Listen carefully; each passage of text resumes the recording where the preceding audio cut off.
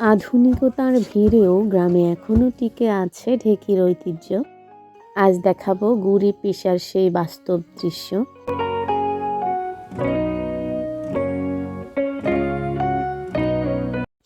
আসসালামু আলাইকুম, কেমন আছেন সবাই? আশা করি কাছে বা দূরে যেখান থেকেই দেখছেন বা শুনছেন সবাই ভালো আছেন।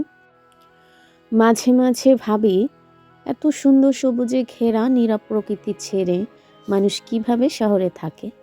গ্রামের মাটি, বালি, কাদা মেখে বড় হওয়া মানুষ আমি। পাহাড়ের সৌন্দর্যে আমি মুগ্ধ, খোলা আকাশের নিচে মুক্ত পাখির মতো হাঁটা।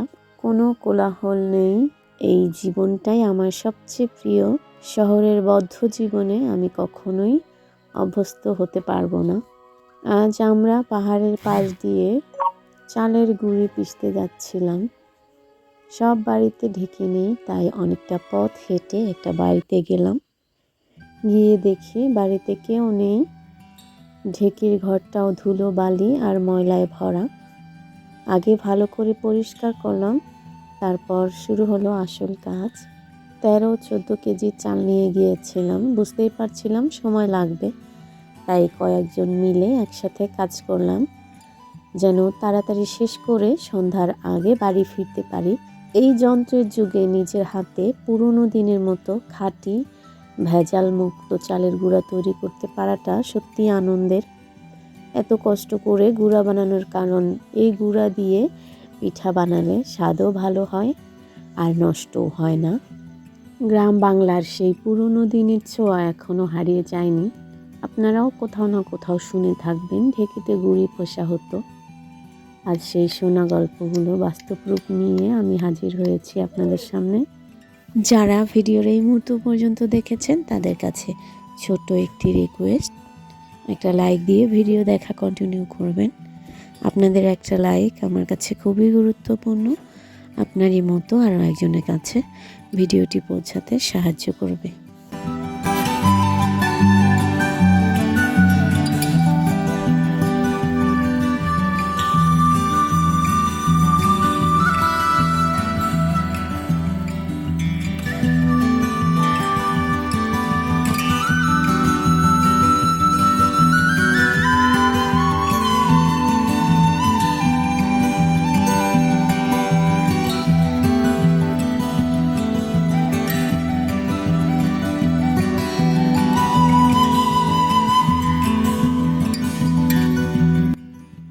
বাড়ি এসে রাতে সেই গুঁড়া দিয়ে পিঠা বানিয়ে খেলাম। সাথে শাশুড়ি মায়ের জন্য একটা মিক্সি কেটে দিলাম। সেলাই কাজ জানা থাকলে অনেক উপকার। নিজের কাজ নিজে করতে পারলে অনেক টাকা বাঁচে।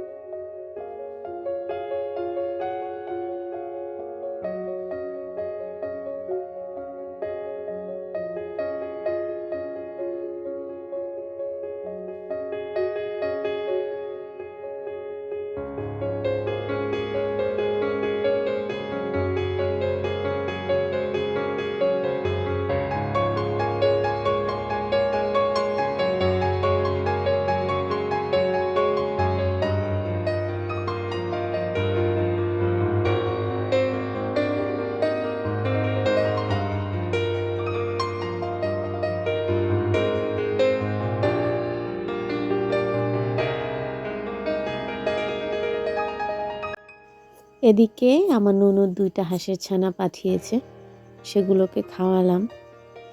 কি সুন্দর ফুটফুটে 2টি ছানা ছিল। আজ এখানেই শেষ করছি, আবার নতুন ভিডিও নিয়ে আসব। সবাই ভালো থাকবেন। আমার সাথে থাকতে চাইলে একটা সাবস্ক্রাইব করে রাখবেন। আল্লাহ হাফেজ।